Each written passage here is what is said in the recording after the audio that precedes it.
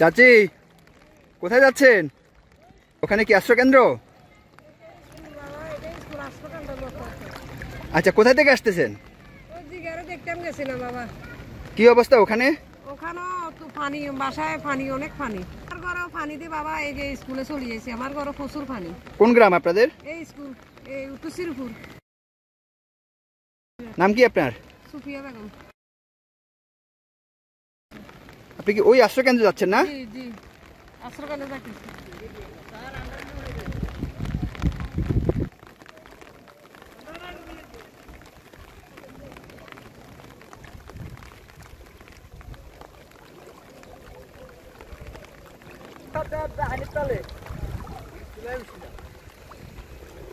কি অবস্থা? একটু আগে দিকে আগে আসেন।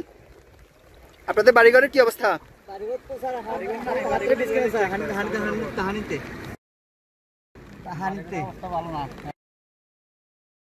একবার চাল বরাবর পুকুরের চালাই পানি।